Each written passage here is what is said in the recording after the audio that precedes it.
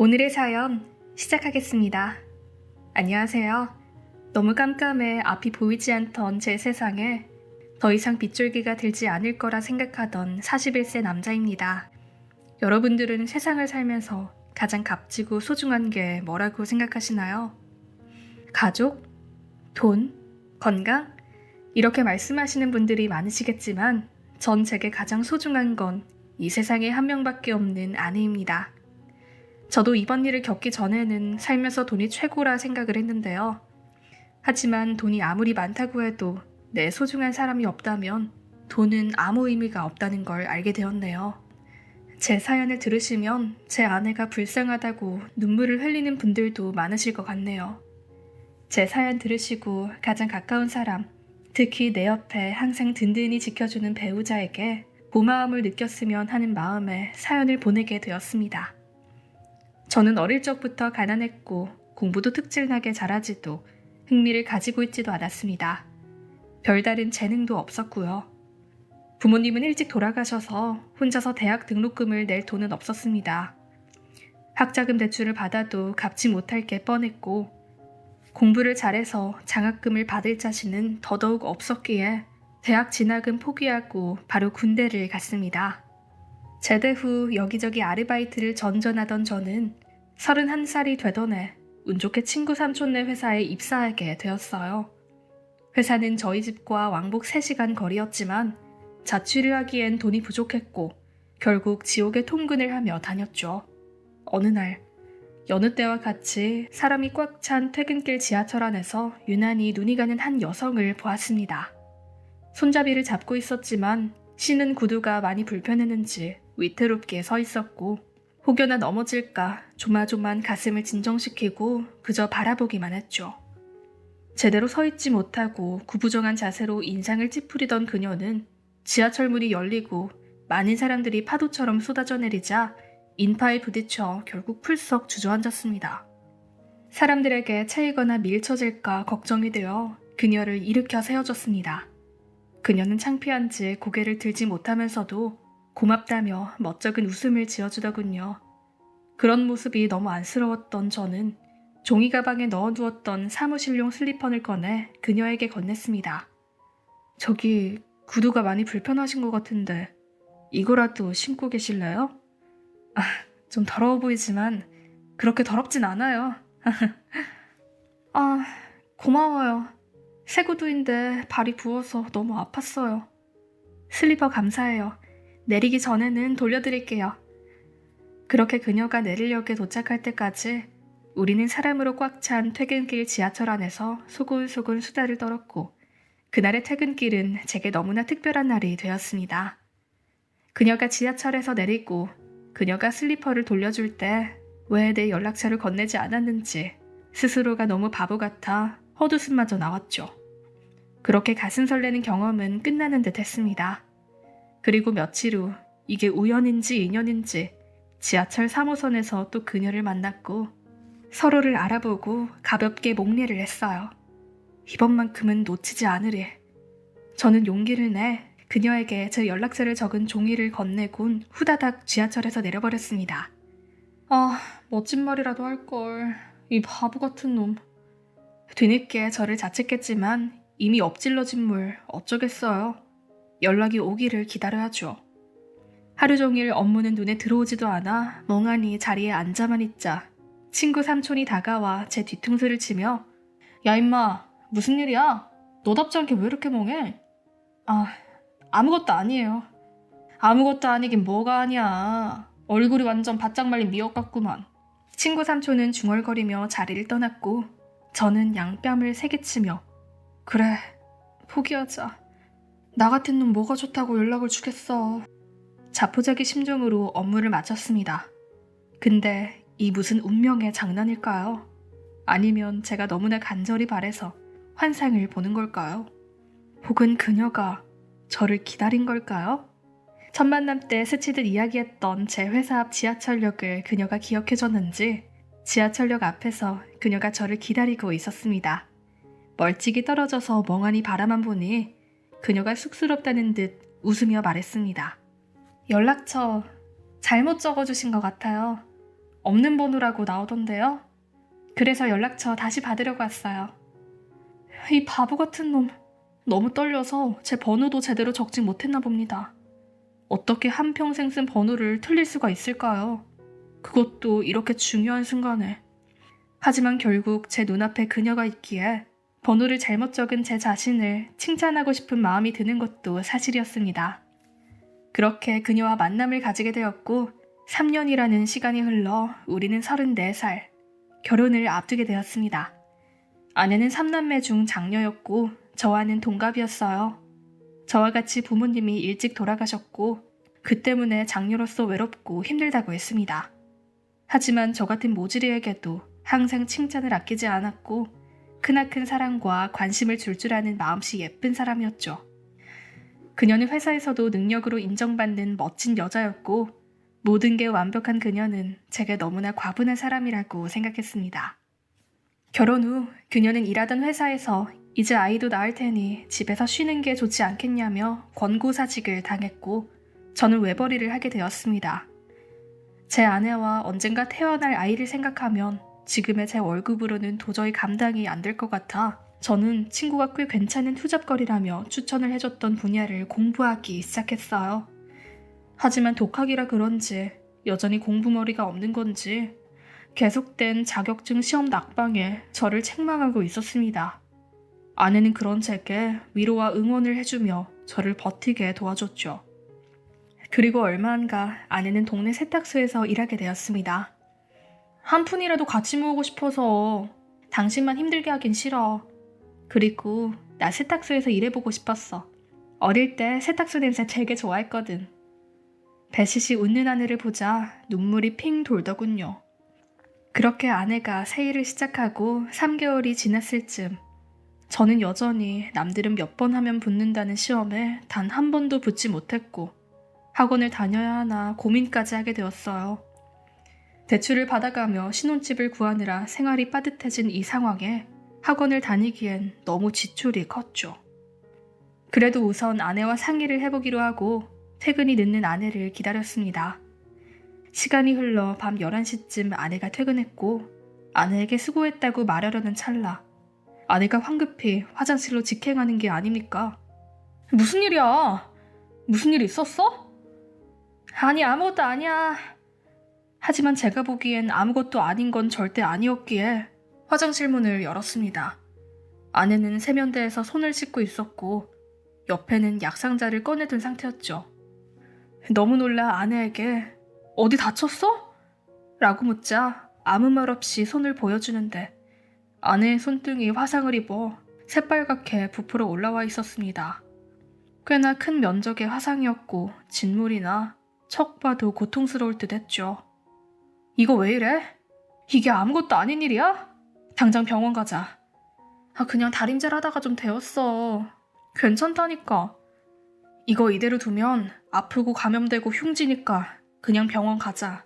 응? 알겠어. 대신에 세탁소 관두라고는 하지 마. 알겠지? 나 이제 일할 수 있는 데도 없어. 아내의 말에 머리통을 방망이로 맞은 듯이 댕 하고 울렸습니다. 눈물이 나더군요. 덜덜 떨리는 손으로 아내의 손을 살포시 잡아 이리저리 살펴보니 제가 모르는 사이에 아내의 곱던 손은 굳은 살과 바늘에 찔린 자국, 무언가에 긁히고 베인 자국, 크고 작은 화상 자국이 가득했습니다. 아내는 제가 세탁소를 관두라고 할까봐 여태 다쳐도 아무 말 안 하고 꿋꿋하게 다녔던 거였죠. 제 자신이 원망스러웠어요. 자격증은 몇 개월째 진전도 없고 이제는 도저히 혼자서는 못하겠으니 학원을 가야겠다고 말하려던 제 자신이 너무 한심했습니다. 몇 개월째 자격증 때문에 스트레스를 받는다며 퇴근 후 집에 있는 내내 아내에게 하소연을 하고 짜증을 내던 스스로가 너무 창피해 구멍이 있다면 숨고 싶을 지경이었죠. 동시에 아내가 원망스러웠습니다. 내가 얼마나 못 믿어오면 나에게 이런 것도 숨길까? 내가 얼마나 한심하면 스스로 다 해결하려고 하는 걸까? 내가 얼마나 못나 보이면 세탁소를 그만두게 할까봐 걱정을 할까? 나를 무시하고 있는 게 아닐까? 제 감정은 걱정과 자책에서 점점 아내에 대한 원망과 분노로 가득 찼죠. 아내에게 물었습니다. 당신은 내가 그렇게 못 믿어? 아내는 깜짝 놀라며 뭐? 아니, 그럴 리가 없잖아. 그냥 당신이 나를 걱정해서 세탁소 가지 말라고 하면 어쩌나 하고 걱정한 것뿐이야. 그니까 내가 그렇게 옹졸하고 모자란 놈 같냐고. 그게 아니라 당신이 워낙 날 잘 챙겨주고 걱정해주니까 혹여나 그럴까봐 그런 거지. 그렇게 생각한 적 절대 없어. 그니까 지금 은연중에 나를 그런 놈이라고 생각한 거잖아. 저의 말에 아내는 한숨을 푹 쉬며 어떻게 대답해야 할지 고민하는 듯 했어요. 하지만 그 모습조차도 제게는 저를 무시하는 걸로 보여 더 이상 아내의 말과 행동을 믿을 수 없었습니다. 진심으로 저를 대하는 것 같지가 않았어요. 그렇게 삭막하고 어색한 상태로 대화도 제대로 하지 않은 채 며칠이 지났습니다. 퇴근 준비를 하던 때 아내에게 문자가 왔어요. 대화를 통해 서로의 마음을 털어놓고 오해를 풀고 싶다. 일찍 퇴근하겠다는 내용이었죠. 저는 퇴근을 서둘렀고 집에 도착해 현관문을 열었습니다. 아내가 먼저 퇴근해 있었고 굉장히 신경을 많이 쓴 듯한 저녁밥을 한상 차려놓은 상태였죠. 당신 왔어? 당신 좋아하는 잡채랑 고기랑 이것저것 많이 만들어봤어. 맛있겠네. 고마워. 자리에 앉아 식사를 하던 중 문득 아내가 밥을 잘 먹지 않는 게 눈에 들어왔습니다. 당신은 왜 안 먹어? 배 안 고파? 아, 요즘 입맛이 없어서. 아내 느닷없는 트림에 깜짝 놀라 쳐다보니 아내가 얼굴이 붉어진 채 사과했습니다. 미안. 요즘 자꾸 이러네. 식사 중에 미안해. 괜찮아. 소화가 잘 되나. 미안해. 일부러 이러는 게 아니라 그냥 막 나오네. 왜 이러지? 됐어. 괜찮아. 나 오기 전에 뭐 먹었나 보네. 트림 많이 하는 거 보니까. 아니, 아무것도 안 먹었는데 이러네. 저렇게 트림을 해대면서 아무것도 안 먹었다고 뻔뻔하게 거짓말을 하는 아내의 모습에 표정이 찡그려졌습니다. 그냥 솔직하게 말해. 내가 당신 욕을 해 뭐래? 내가 아직도 그렇게 못난 놈 같아? 참, 됐다 됐어. 그만 먹을란다. 여보, 잠시만 가지가지 한다. 진짜. 트림도 모자라 딸꾹질하는 아내가 기가 막히더라고요. 다음날 여느 때와 같이 업무 준비를 하는데 회사 동료 병철이가 커피 한 잔을 가져다주며 물었습니다. 야, 무슨 일 있냐? 너 표정 되게 웃겨. 이 녀석은 입사 후부터 쭉 절친으로 지내온 동갑내기예요. 첫인상은 다소 강하게 생겨 무섭다는 이미지가 있을 수 있지만 친해져 보면 성격도 호탕하고 뒤끝도 없는 게 아주 시원시원한 친구죠. 덩치는 산만하면서 고양이나 강아지를 아주 좋아라 합니다. 최근에 미모의 연하 여자친구와 결혼 이야기가 오간다는데 본인은 아직 총각이고 싶다며 복에 겨운 소리를 하는 놈이죠. 부유한 집에서 자라 모자랄 거 없이 누릴 거 다 누려가며 커서 그런지 다소 끈기가 없는 점이 있지만 그래도 주변 사람들에게 잘하는 착한 녀석이에요. 저는 이 녀석에게 하소연을 했습니다. 야, 와이프가 나 밥 먹는데 그렇게 트림을 하고 딸꾹질을 하더라. 아유, 더럽게. 나 퇴근하기 전에 급하게 먹었으니까 그런 거잖아. 근데 아무것도 안 먹었다고 거짓말을 하더라. 내가 그런 것 때문에 화낼 쫌생이 같냐? 그냥 먹었으면 먹었다고 하면 되잖아. 아휴, 진짜 집 들어가기 싫다. 밥 먹는데 옆에서 트림하면 좀 그렇지. 근데 좀 할 수 있는 거 아니야? 그 정도 가지고 뭘. 내 여친은 방귀 엄청 낀다. 냄새는 어찌나 지독한지. 에휴. 야, 그 정도가 아니라니까? 사람 말하는데 계속 트림한다고. 네가 한번 우리 집 와서 봐봐. 그렇게 와이프가 일찍 퇴근하는 날 동료를 집으로 초대했습니다. 안녕하세요, 형수님. 저는 회사 동료... 죄송해요. 안녕하세요. 형수님이 소화 기능이 튼실하시네. 창피하게. 당신은 내 회사 사람 앞에서까지 그래야겠어? 조심 좀 해. 회사 사람 앞에서까지 어김없이 트림을 하는 아내가 짜증났습니다. 적어도 회사 사람 앞에서는 자제할 거라 생각했던 제가 바보였죠. 일부러 저를 창피주기 위해 저러는 게 틀림없었어요. 형수님, 이거 과일. 제가 깎아드릴게요. 트림에 이어 딸꾹질까지 하는 아내를 보곤 회사 동료는 신기하다며 눈이 동그래졌습니다. 형수님은 원래 자주 트림이나 딸꾹질 하셨어요? 병철이가 그저 순수하게 궁금하다는 듯이 아내에게 돌직구로 물었고, 아내는 얼굴이 새빨개지며 개미 기어가는 듯한 작은 목소리로 원래는 아니랬는데 형수 오늘 뭐 먹고 체한 거 아니에요? 병철이의 말에 저는 코웃음을 치며 말했죠. 야, 저런 거 꽤 오래됐어. 일부러 저러는 거라니까. 제 말에 병철이는 갸우뚱하더니 이내 과일을 먹기 시작했습니다. 확실히 저번보다 딸꾹질과 트림의 빈도수가 잦아졌고, 아니, 더 자주 딸꾹질과 트림을 번갈아가며 하는 아내가 창피했어요. 병철이가 집에 돌아가고 나서도 트림과 딸꾹질은 계속됐습니다. 결국 퇴근 후 집에서는 귀마개를 끼게 되었고, 자연스레 아내와는 대화를 하지 않게 되었죠. 그냥 같은 공간을 사용할 뿐 부부가 아닌 것처럼요. 솔직히 말하자면 함께 생활하는 것 자체가 너무 힘들었어요. 밥 먹을 때, TV 볼 때, 통화할 때, 지인이 놀러왔을 때 등 시도 때도 없이 트림과 딸꾹질을 했으니까요. 특히 자기 전에 트림과 딸꾹질을 하는 게 너무 시끄럽고 짜증이 나 각방을 쓴 지 벌써 몇 개월이나 지났습니다. 참다 아내에게 화를 냈습니다. 당신 딸꾹질이랑 트림 좀 적당히 할 순 없어? 당신 때문에 진짜 스트레스 받아. 퇴근하고 집에서 시도 때도 없이 1분마다 트림에 딸꾹질해. 쉬라는 거야? 말라는 거야? 나한테 지금 시위하느라 일부러 그러는 거야? 이에 아내는 아무 말 없이 딸꾹질만 계속 할 뿐이었죠. 어느 날은 아내가 세탁소가 일찍 마쳤는지 이미 집에 와 있었습니다. 묘하게 표정이 어두웠고 그저 의자에 앉아있기만 할 뿐 아무것도 하지 않고 멍하니 있었죠. 또 세탁소에서 실수했겠거니 대수롭지 않게 여기며 며칠 후 우리 집에 회사 동료 병철이와 병철이 여자친구가 놀러와도 되냐고 물었고, 아내는 알겠다고 괜찮다고 했습니다. 병철이 커플이 오기 전 저는 아내에게 신신당부를 했어요. 당신 트림이나 딸꾹질 최대한 참고 도저히 못 참겠으면 방에 들어가서 해. 라고요. 병철이네 커플이 집들이를 오듯 양손 가득 음료수와 휴지 등을 사들고 왔고, 화기애애한 분위기 속에서 대화가 시작됐습니다.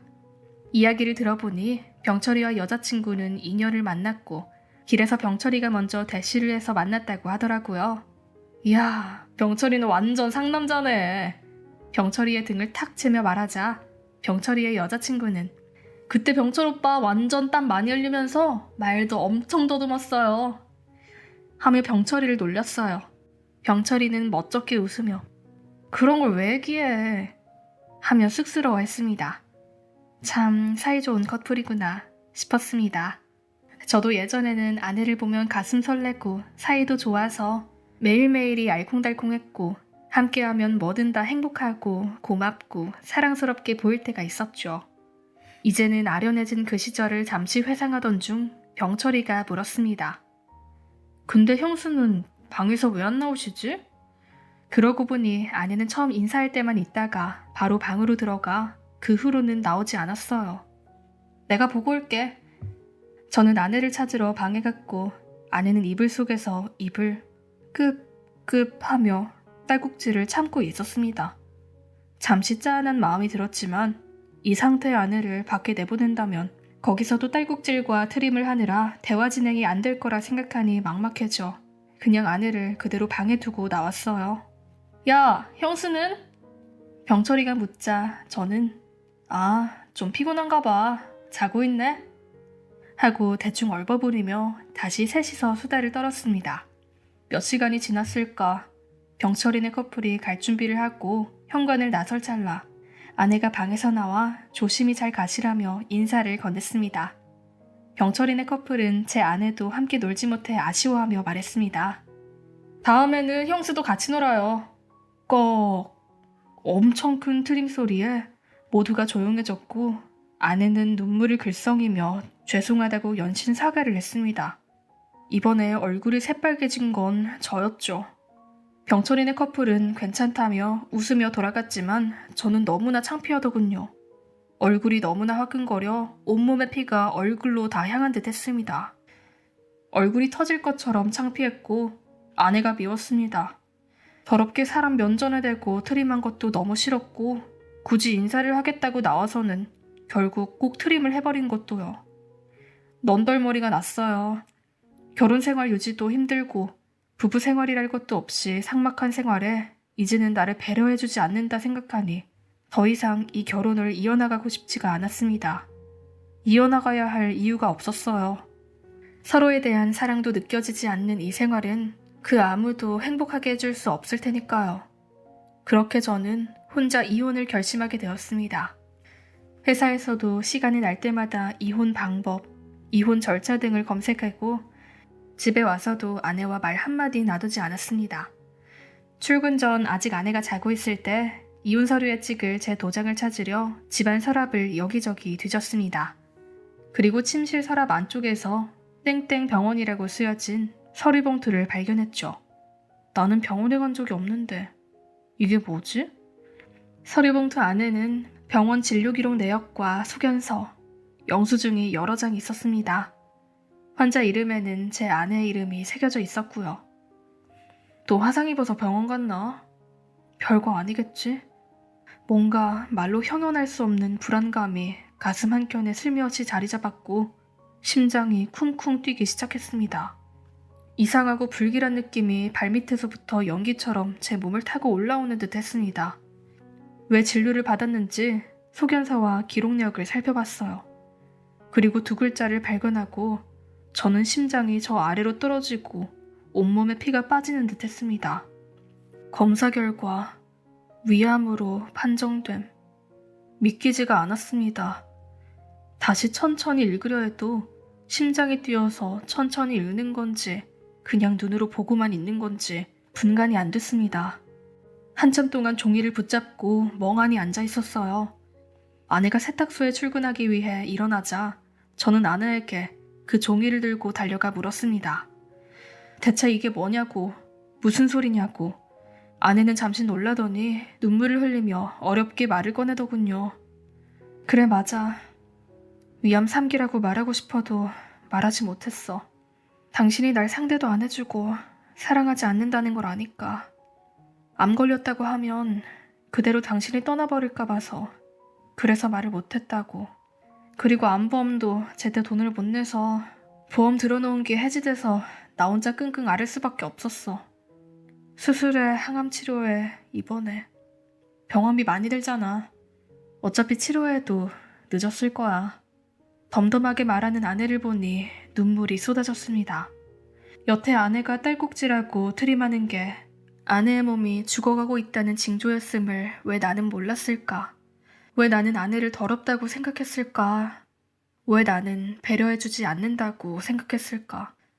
최근 아내의 힘없는 모습, 허공을 바라보다가 고개를 푹 숙이다가 이내 깊은 한숨을 쉬던 모습, 부업 얘기를 하며 누군가와 통화하는 듯 했던 모습, 갑자기 모든 게 다 떠오르고 맞아떨어지며 가슴이 찢어지는 듯 했습니다. 너무나 후회됐습니다.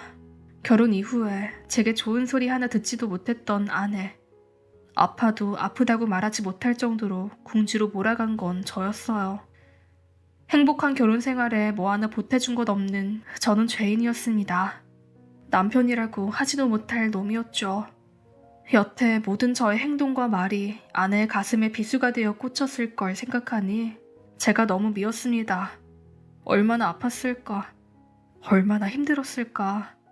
얼마나 외로웠을까? 이런 걸 혼자서 어떻게 견뎌내려 했을까?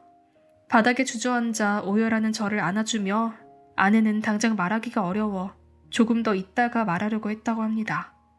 우리 대출금은 자기 보험금으로 내면 된다고 말합니다. 그게 무슨 돈인데? 너 사망보험금? 아니야. 나는 너 살릴 거야. 지금 당장 병원 가자. 아내 손을 무작정 끌고 병원에 갔습니다. 병원 측에서는 위 절제 수술 후 항암 치료를 해야 한다고 했고 전이가 많이 된 상태라 다소 힘들 수 있다고 하더군요. 그렇게 아내의 수술 날짜가 잡혔고 저는 회사에 휴가를 냈습니다. 소식을 들은 병철이가 병원에 찾아왔고 요즘 위암도 완치율 높대. 걱정 말고 너는 형수 돌보는 데 힘써라. 나도 최대한 도울게. 너무 자책하지 마라. 제 어깨를 두들겨주고 손에 무언가를 쥐어주고는 서둘러 병원을 빠져나갔습니다. 제 손에 쥐어진 건 두툼한 돈봉투였어요. 서둘러 병철이를 뒤쫓아갔지만 이미 사라지고 없어 병철이에게 전화를 걸었습니다. 이거 뭐야? 왜 이렇게까지 해주냐? 이 돈이 얼마나 큰 돈인데 겁도 없이 덥석 빌려줘. 너도 이제 곧 결혼해야 될 거 아니야. 너 결혼식은 어쩌려고 이걸 나한테 줘. 병철아, 이러지 마라. 울먹이며 말하는 제게 병철이는 평소와 같이 시원시원한 목소리로 말했습니다. 야, 벌어라 임마. 여자친구랑 상의해서 주는 돈이니까 걱정하지 마. 우린 결혼 좀 미뤄진다고 큰일 안 나. 일단 형수부터 살리고 봐야 될 거 아니냐. 내가 옆에서 너 많이 도와줄게. 그러니까 형수 다 나으면 그땐 넷이서 재밌게 놀자. 저는 무슨 복을 받은 걸까요? 이 못난 놈에게 이렇게 좋은 사람들이 있음에 너무나도 감사했습니다. 병철이의 말에 대답도 못할 정도로 눈물이 나고 목이 메어 그저 듣고만 있었어요. 앞으로 제가 할 일은 아내를 보살피는 것에 집중할 차례죠. 아내의 본격적인 치료에 들어간 지 얼마나 됐을까? 드디어 조금씩 호전되고 있다는 소식을 들었습니다. 셀 수 없이 수많은 밤을 지새며 잠든 아내의 손을 잡고 기도한 보람이 있던 걸까요? 그 기도를 듣고 아내가 힘을 내주었던 걸까요? 한 치 앞도 보이지 않던 제 세상에 빛이 보였습니다. 비록 아직도 한동안은 병원 신세를 져야 됐고 언제 건강이 악화될 줄은 모르지만 의사 말로는 수술 경과도 좋고 조금만 더 버텨주면 좋은 소식이 올 수 있을 거라고 말씀해 주시네요. 저의 한순간의 잘못한 선택이 저기 누워있는 제 소중한 아내를 잃었을 수도 있다는 생각을 하면 너무 미안해 쉽게 잠을 들지 못합니다. 하지만 견뎌준 아내가 너무도 고마웠어요. 아내는 제 손을 살포시 잡고 정말 고마워. 당신을 만나서 너무 기뻐. 앞으로도 우리 행복하게 잘 살자. 라며 조금 전 잠이 들기 전에 말을 해주더군요. 그 말에 전 되도록 아내 앞에서는 약한 모습 보이지 않으려 눈물을 흘리지 않으려 했지만 그 말 한마디가 제 마음을 울렸고 힘겹게 절 바라보는 작은 눈망울에 눈물을 도저히 참을 수가 없었습니다. 지금 생각해보면 아내를 보면 제 인생 중 한 치 앞도 보이지 않던 제 세상은 33살의 그날, 그녀가 제 인생에 들어왔던 그날부터 너무도 빛나는 나날이었다는 걸요. 그저 제가 눈을 감고 있었던 것임을요. 저는 앞으로 아내에게 떳떳한 남편이 되도록 최선을 다할 생각입니다. 아내가 저를 믿고 사랑해준 만큼의 발톱만큼도 미치진 못하겠지만요. 앞으로 평생 감사하며 반성하고 열심히 살겠습니다. 이 사연을 들으시는 여러분들께서도 밝고 따뜻한 앞날이 열리길 바랍니다. 언제나 믿고 사랑하고 감사하며 소중한 하루하루를 보내시길 바랍니다. 제 긴 사연 들어주셔서 감사합니다.